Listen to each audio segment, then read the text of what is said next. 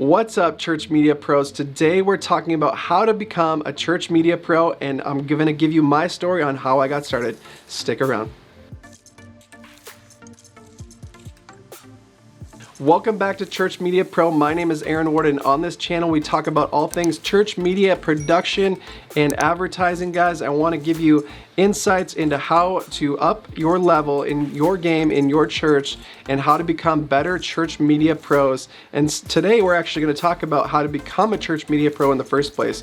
I want to talk to you, those of you out there who are interested in getting a job in the church media space. Guys, we need people to be working in media. We need people to be learning video, audio, lighting, advertising, social media, all these different platforms that are all technical and creative at the same time.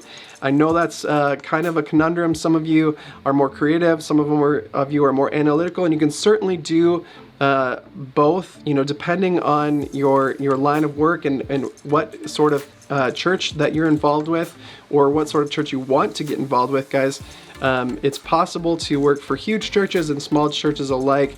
Obviously, you're going to need a church that's going to be able to employ you if you want to become a professional, meaning you're getting paid to do what you do. But the best way to get started, guys, is actually just going out and volunteering. And that's how I got started. When I was 10 years old, my dad's a pastor. I grew up in the church, and when I was 10 years old, I started volunteering in production, guys. And back then, I was just moving some huge knobs on a preamp that went to a master.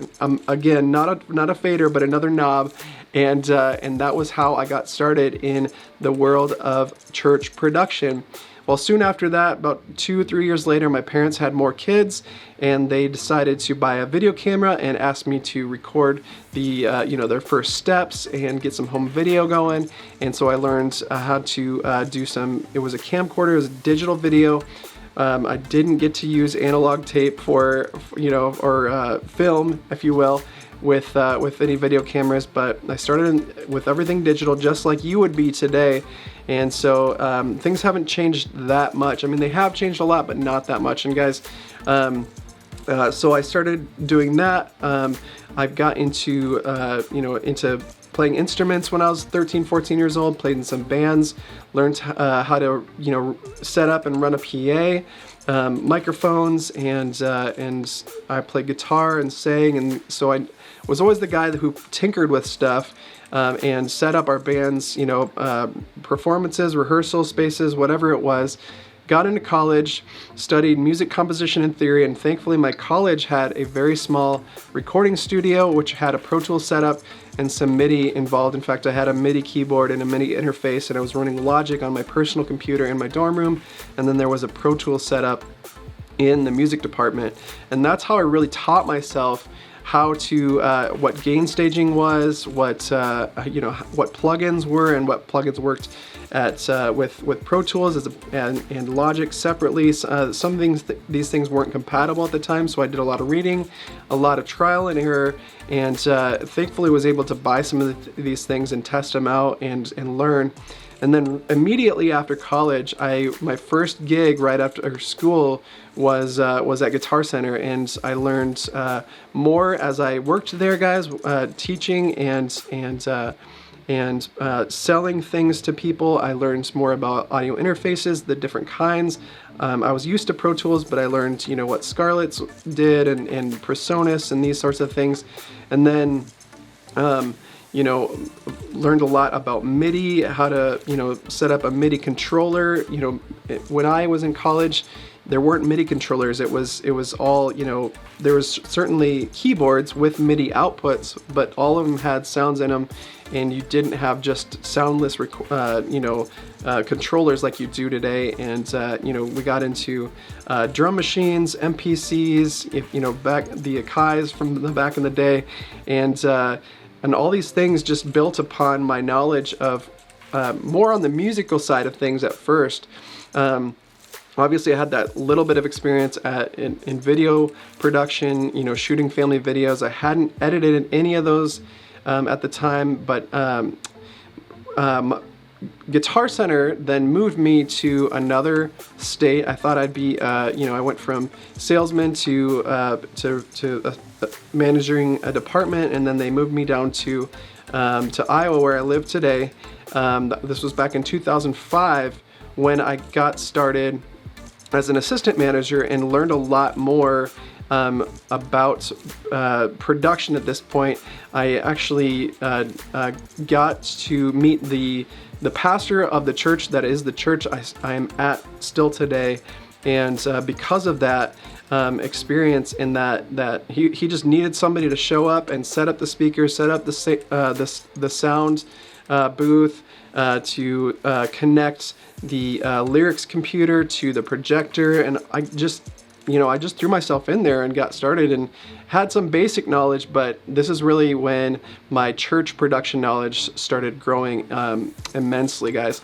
I had worked in a couple studios in between 2005 and 2008. Got some amazing experience working on the road, doing some roadie work, some studio work with a couple of largely known bands I won't mention. I'm not going to name drop, but got to work with some amazing bands that have won Grammys in the past, and got to work at amazing studios on the West Coast and in the Midwest, guys. Gained a lot more experience there, and I've just been piling on each year, adding something new to the equation.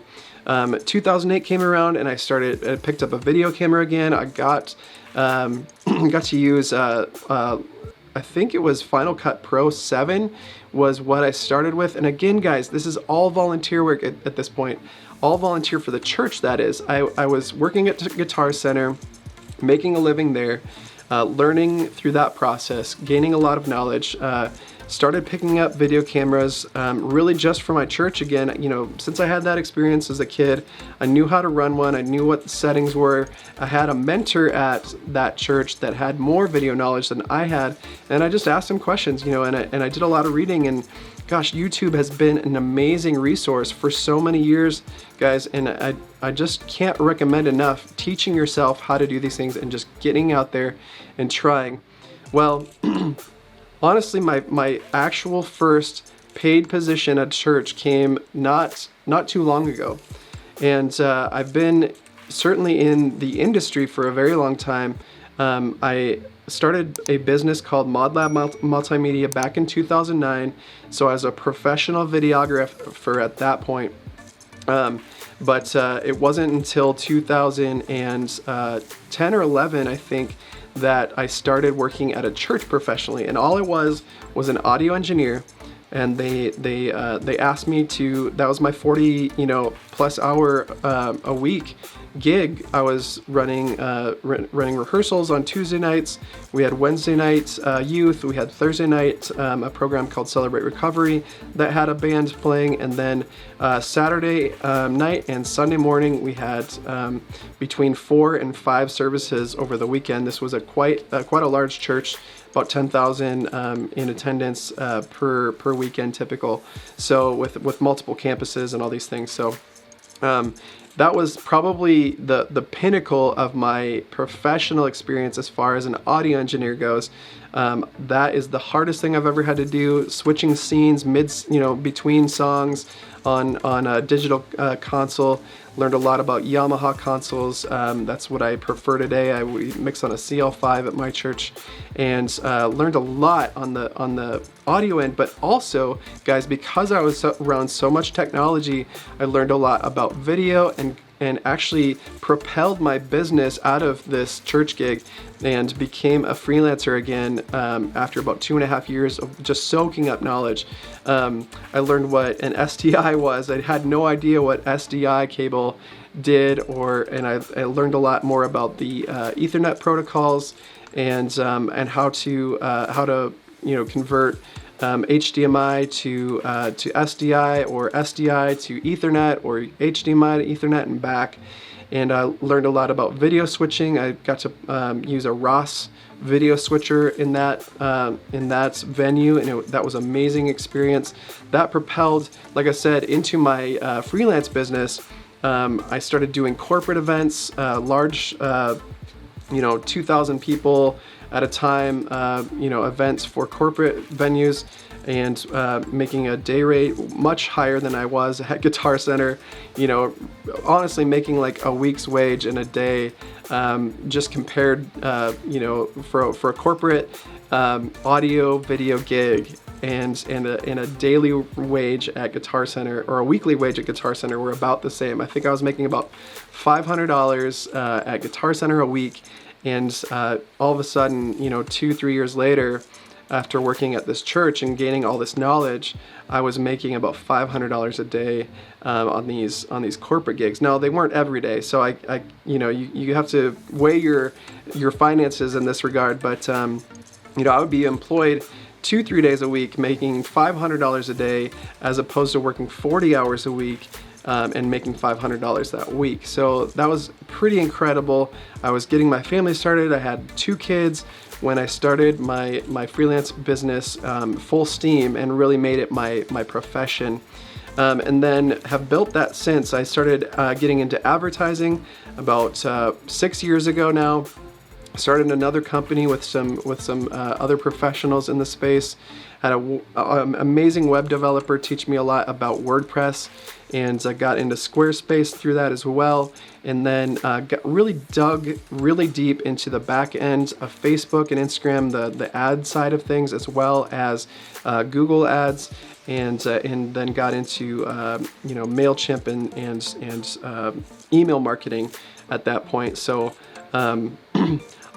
the one thing that I haven't really dove into as far as church production and advertising goes, I haven't spent a lot of time doing stage lighting. Now, I was a videographer for, and still am, and have been since 2009 really, and I've learned how to light for video and commercials, and I feel very accomplished in this regard. In fact, I love using natural light and daylight fixtures and soft boxes, and light modifiers, silks and scrims and cutters and all these things, that if you know the video, and especially the professional video, and some of the old school ways of doing things with where grips and gaffers were involved, these sorts of terms. But so I've got a varied amount of experience, but all of it came from just volunteering to start, guys. And that's how I recommend that you get started if you're not there yet. So I just had a conversation with a guy yesterday. He's been working at Best Buy for a couple of years. He's talented. He understands technology, but he just doesn't have a lot of guidance. And he raised his hand, just a week ago. He talked to our worship director and said, "Hey, how do I get more involved in technology?" He's been volunteering for a couple months, maybe 6 months now, at our youth events on Wednesday nights, starting to run sound. We had a guy who was running sound on staff, and when he stepped down, this guy stepped right into his footsteps, and thankfully they're good friends, so he taught him how to run sound, and I'm just excited to see where things go with this guy, because I think he has the potential to move on to be a professional, media production professional inside of a church. And he loves the church. He's hasn't been around terribly long, to be honest. Grew up in the church, left the church, just is still growing up, man. I think he's in his mid-20s right now. And I just want to encourage those of you who are yet to be a professional in this world and want to, how to get started. And really, it really comes down to time and energy. If you really think you want to be a church media professional, I highly recommend, you got to get started as a volunteer. You just have to. And God will bless you through that, guys. God will absolutely bless the time that you spend.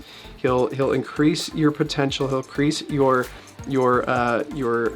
finances through, I can say this with 100% certainty, because this is what has happened to me, and many others, have told me their stories too, where if you get started as a volunteer and just immerse yourself with the technology, hop into YouTube, look some stuff up, figure out how to use a Blackmagic ATEM switcher, or how to use a DSLR, or how to run a X32, mixer.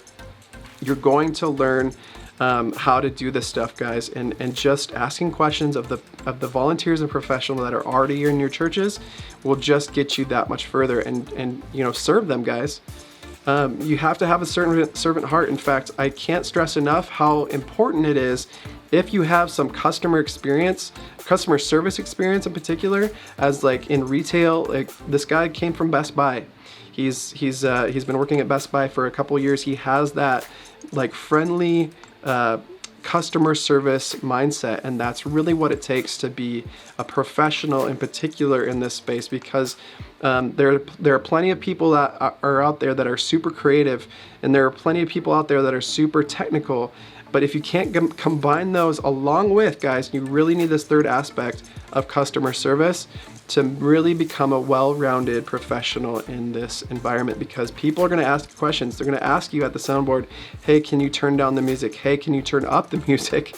Hey, this my in-ears aren't working. How do you best serve your volunteers on your stage and your staff on your stage if you can't be nice, or have that servant heart and really serve them well, guys. So treat them with respect, and give them listen to them first. I can't stress that enough either, is just listen to how they're speaking, how they're trying to explain how their mix is in their ears, or perhaps your lead pastor is asking for more of himself, and no matter how much you push into the house, he just wants more and more. Maybe you suggest bringing a monitor into the mix. Maybe you have a front fill that you can turn towards him or something like that. Well, obviously you want to talk to whoever's leading the department, and if you're the guy, man, if you're the guy and you're just the volunteer that likes technology, you might feel a little bit stuck. Well, in that regard, I highly recommend getting out of that church, and not getting out of the church to leave the church, but getting out of the church during the week, calling up some people in your area. There's always 3, 4, 5 other churches, even in small towns, that are doing at least as much, if not more, than you are, and you can bounce ideas off of these people, man. I can't, the value of meeting up with like professionals, whether it be on Facebook, on YouTube, like we have here, or just in your community, guys. Get out in your community, talk to other people that are doing things similarly to you.